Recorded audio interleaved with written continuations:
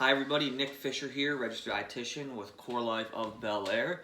Thanks for joining me today for Cooking Up with CoreLife, and today I'm going to be talking about trying to get kids a little more into trying new food. So before we get started, just remind everybody that you can still get scheduled for a telehealth meeting, and you can still get into some of our offices to meet with your care team. So by all means, call or email, and we can get you set up with one of those options. One of the things I like to tell our patients is that, number one, I don't have kids. So my perspective of getting kids to eat pretty much comes from my friends and family or patients who have kids and things that they've told me that worked, and also the kids program I operated in Pittsburgh called Kids of Steel, where we did cooking classes with like activities and exercises with kids.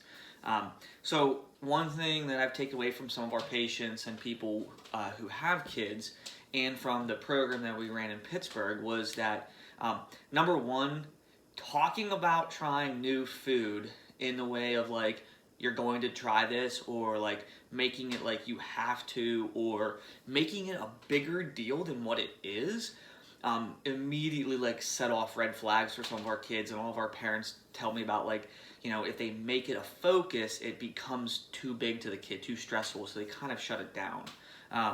Other things we did with our kids in Pittsburgh was we did cooking.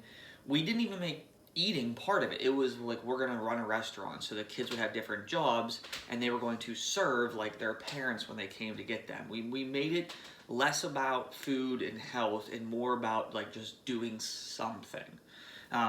So another thing we like to do with the kids, one of our preschools we were in, was I would make lunch for them and I would just put it on plates and put it on the table, and I would just walk away. And if the kids decided to pick it up and eat it, they did. If they didn't, we didn't say anything about the food. We basically let them drive that boat, and they decided what they were going to try and when they were going to do it, and eventually they would all get to it because they would just see us eating it. Another thing that we like to do, or we did when we were doing this with kids, was basically we took familiar and made it a little bit different, just a little tweak here and there.